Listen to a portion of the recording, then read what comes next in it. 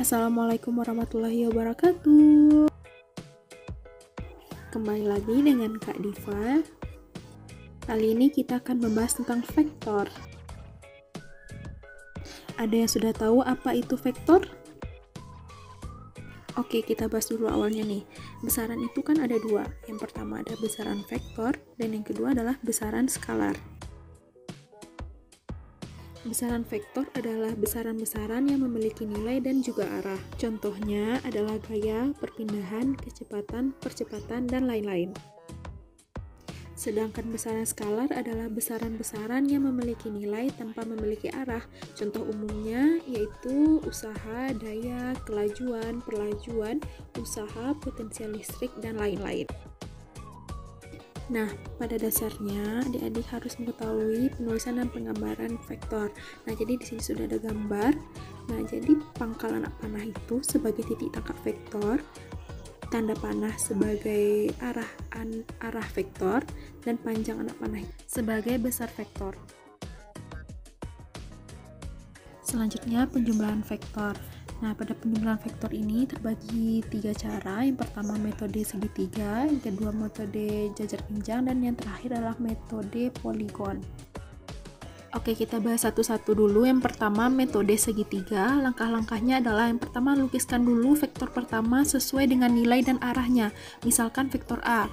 Lalu lukislah vektor yang kedua, misalkan B, sesuai nilai dan arahnya dengan titik tangkapnya berhimpit pada ujung vektor yang pertama.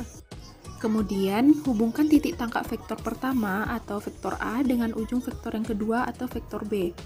Sedangkan untuk mencari selisih dua buah vektor atau pengurangan vektor, bisa juga dicari dengan cara seperti penjumlahan vektor. Misalnya, selisih dua buah vektor A dan B adalah C, maka dapat dinyatakan dengan C sama dengan A dikurang B atau C sama dengan A ditambah minus B. Selanjutnya metode jajar genjang. Langkah-langkahnya adalah yang pertama lukis vektor pertama dan kedua dengan titik pangkal yang berhimpit. Kemudian lukis sebuah jajar genjang dengan kedua vektor tersebut sebagai sisi-sisinya. Nah, resultan kedua vektor ini adalah diagonal jajar genjang yang titik pangkalnya sama dengan titik pangkal kedua vektor. Perhatikan gambar di atas ya. Untuk selisih vektor atau pengurangan vektor dengan cara jajar genjang ini, prinsipnya sama dengan penjumlahan. Selanjutnya kita masuk ke metode poligon. Nah, langkah-langkahnya yaitu yang pertama lukis vektor pertama, yang kedua lukis vektor kedua dengan pangkalnya berhimpit di ujung vektor pertama, yang ketiga lukis vektor ketiga dengan pangkalnya berhimpit di ujung vektor kedua, dan seterusnya sehingga semua vektor yang akan dicari resultannya telah dilukis. Nah, vektor resultan atau vektor hasil penjumlahannya diperoleh dengan menghubungkan pangkal vektor pertama dengan ujung dari vektor yang terakhir dilukis. Selanjutnya yaitu menentukan komponen vektor yang besar dan arahnya diketahui. Nah, untuk menguraikan vektor ini, adik-adik harus paham dengan konsep trigonometri, yaitu sinus dan kosinus. Nah, jadi perhatikan gambarnya.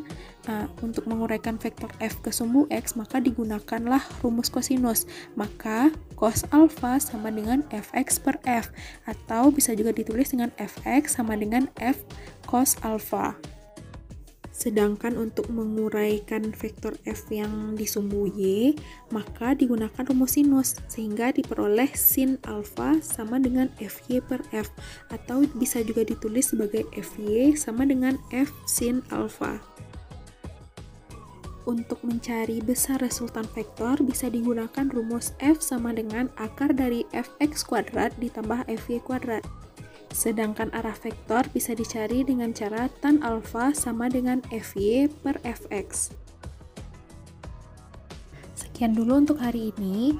Nah, bagi adik-adik yang mau materi lengkapnya, silahkan langsung download di link yang udah kakak kasih di description box. Jangan lupa belajar ya adik-adik, jangan lupa bersyukur, dan jangan lupa tersenyum. Wassalamualaikum warahmatullahi wabarakatuh.